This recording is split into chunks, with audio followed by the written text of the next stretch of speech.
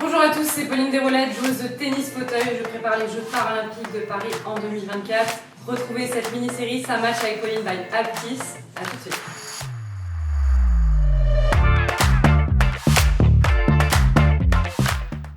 Bonjour Pauline.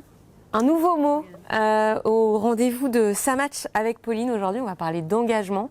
Et on en a pour un petit moment parce qu'il y en a beaucoup des engagements, Pauline.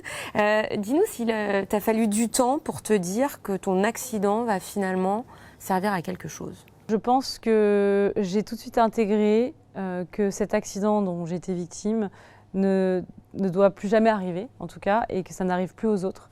Et que la mission que j'avais, c'était de tout faire pour que ça n'arrive plus, en tout cas le moins possible. Au départ, ça a été animé par la colère que j'avais. Le sentiment d'injustice, d'avoir été au mauvais endroit au mauvais moment, pourquoi moi, toutes ces questions, le deuil sur la vie d'avant. Et la colère, c'est un moteur dans ces cas-là. Et c'est vrai que cette colère, elle m'a fait aller vite et accélérer ce mouvement de me dire, ok, il faut changer la loi parce que le conducteur qui m'a fauché, il n'était plus capable de conduire et cet accident dont j'ai été victime avec 2 autres personnes, il n'aurait pas eu lieu si une seule personne avait arrêté de conduire. Donc il faut que ça change.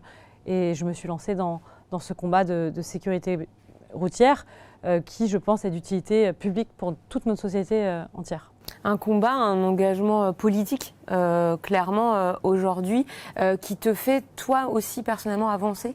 C'est vrai que j'ai toujours dit, quelque part, quand cette loi elle passera, je serai en paix. Je serai en paix parce que je sais que j'aurais pu contribuer à ce que ça n'arrive pas à d'autres personnes. J'ai découvert effectivement que c'était un combat politique. Moi, le monde politique, à part faire mon devoir de citoyenne et de voter, vraiment, je ne le connaissais pas.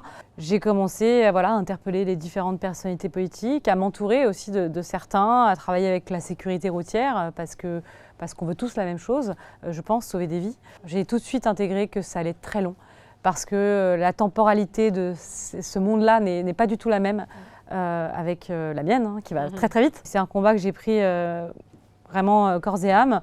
Et depuis le début, ça on peut le dire, j'ai une confiance inébranlable dans le fait qu'on y arrivera, parce que, faut le rappeler, le combat, c'est la fin du permis de conduire à vie, c'est-à-dire mettre en place des visites médicales pour tous les conducteurs, avec une fréquence plus régulière à partir d'un certain âge, mais pour tous les conducteurs quand même, parce que dans notre pays, on peut conduire jusqu'à notre mort sans aucun contrôle médical et ça paraît absurde. Et donc, finalement, ce qu'on propose, c'est une mesure sensée, sauf que ça demande beaucoup de moyens, notamment un immense chantier à résoudre sur les solutions alternatives de mobilité. Qu'est-ce qu'on fait des gens qui ne peuvent plus se déplacer ? Dans la plupart des coins en France, les gens ne se déplacent uniquement qu'avec la voiture et ça, c'est une vraie question. C'est très intéressant comme combat, très enrichissant. Moi, j'ai énormément appris, j'ai énormément grandi. Le fait d'avoir rencontré la personne à l'origine de l'accident, ça aussi, ça a peut-être fait tomber des barrières, ça t'a fait du bien ? Bien sûr. Dans le cadre de ce qu'on appelle la justice restaurative, j'ai pu avoir une médiation avec ce conducteur. Pour moi, c'était important depuis le départ. Je voulais lui parler, le rencontrer. J'avais besoin de mettre un visage au cauchemar que je faisais. J'avais besoin de savoir à qui j'avais affaire. J'avais besoin d'avoir la version de ce conducteur. Et aussi dans le cadre de ce combat de sécurité routière que je menais.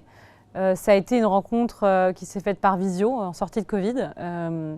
Ce conducteur a refusé de me voir en vrai, parce que pour lui, c'était très compliqué de me voir handicapée, avec sa femme qui était aussi dans la voiture. Donc déjà, ça a annoncé un petit peu le registre de notre discussion. J'ai compris que j'étais face à 2 personnes, puisqu'ils étaient tous les 2 dans la voiture, qui nous a fauchés, qui étaient anéantis, meurtris par ce qu'elles avaient fait. Que s'il y avait une loi, ils l'auraient respectée. Et ça, ces mots-là, ils ont été très forts. Quand je les ai entendus, quelque part, ça m'a soulagée. Je me suis simplement dit que ce monsieur aurait pu être mon grand-père et que finalement, il avait été victime de lui-même. Donc, bien sûr, il y a eu un avant et un après, parce que ça a fait baisser la colère que j'avais contre une seule personne responsable de cet accident et qui l'a plutôt orienté, tourné, transformé vers notre système qu'il faut changer avec ces mesures de visite médicale. Donc, ça a été très important pour moi d'avoir cet échange avec ce monsieur parce que ça humanise.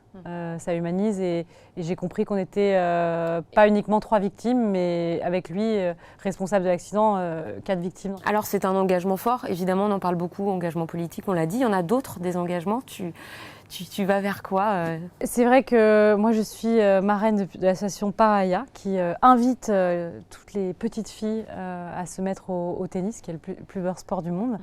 C'est important pour moi de partager à la fois ma passion et d'être dans la transmission. Avant ma carrière de haut niveau, j'enseignais déjà le tennis à des enfants. Et je pense que c'est dans la continuité finalement de marrainer cette association, voilà, de transmettre les valeurs du sport déjà et du tennis. Et en tout cas, peu importe la condition, en situation de handicap ou valide, on peut faire du sport, on peut faire du tennis, on peut s'épanouir. Et donc pour moi, ça fait partie de mes missions parce que j'ai envie d'être ambassadrice de ça. Donc c'est important pour moi de le faire à travers Paraya. Il y a aussi d'autres engagements où j'ai été marraine de l'association Skin qui aide les femmes qui ont été victimes d'un cancer du sein à se reconstruire. Et ça, pour moi, ça a été important parce que on a souvent parlé de la reconstruction que j'ai eue à l'hôpital, mais le plus dur, c'est après. C'est quand on sort de l'hôpital, quand on retourne au quotidien. Et ces femmes, elles l'ont vécu aussi. Après les soins, elles doivent réapprendre à vivre avec leur corps qui a été voilà, abîmé, changé, modifié et retrouver un épanouissement. Donc j'ai été très sensible à cette cause qu'elle défend. Après, c'est vrai que j'essaye de ne pas m'éparpiller, de prendre le temps, parce que moi, je suis quelqu'un de très engagé, mais je n'ai pas envie de faire les choses à moitié. Pour moi, ça serait vraiment voilà, de ne pas être à la hauteur, de ne pas tenir un engagement, c'est quelque chose que je ne veux pas faire. En revanche, il y a des causes, des belles causes que j'ai envie de défendre encore. Les violences sexuelles faites dans le milieu du sport aussi, on en a beaucoup parlé. En tant que femme, je pense que j'ai aussi une mission voilà, à accomplir, à défendre les femmes qui sont plus dans la difficulté. Évidemment, la cause du handicap, on a fait une série de photos impossibles avec le IM Barré avec APF Handicap, voilà, pour que ce t-shirt soit porté par des milliers de personnes qui pensent que tout est possible. Et c'est finalement les messages que j'essaie de faire passer à travers tous les engagements que je peux prendre. Tout est possible. Merci beaucoup. Merci à toi.